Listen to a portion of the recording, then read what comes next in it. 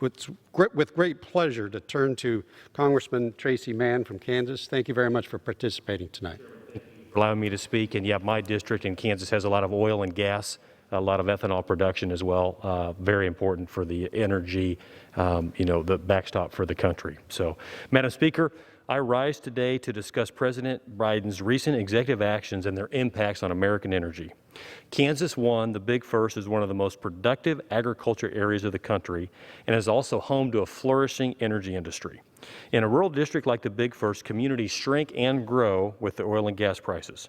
My district is the 11th largest district in the country and has more than 83,000 miles of roads.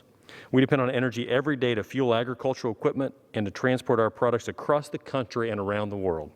Crude oil and natural gas are the foundation that fuels the Big First. Whether it be diesel for a tractor, keeping our home and families warm, or filling up a gas tank to drive our kids 30 miles each way to school, my district needs energy. Additionally, the Big First also produces nearly 500 million gallons of ethanol last year. I'm gravely concerned with President Biden's mandates on oil and gas. In my first few weeks in Congress, President Biden issued 25 executive orders in his first 10 days as president.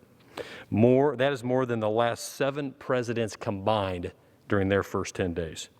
For example, President Biden delivered mixed messages claiming to support fossil fuels and American jobs, and then issued an executive order dismantling the Keystone XL pipeline. The United States has achieved energy independence over the last several years. That said, we cannot sit idle and watch executive orders dictate the direction of our country with no input from Congress.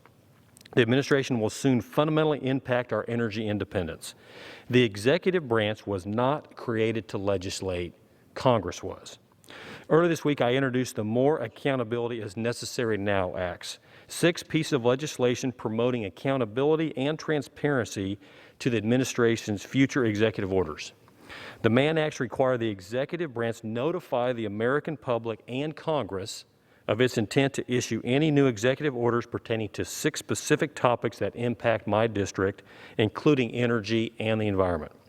We must hold our elected leaders accountable for the pipeline worker and the plant manager, for the farmer and rancher, for the millions of lives depending on agriculture and energy every day, and for the betterment of our democracy. I yield back the balance of my time.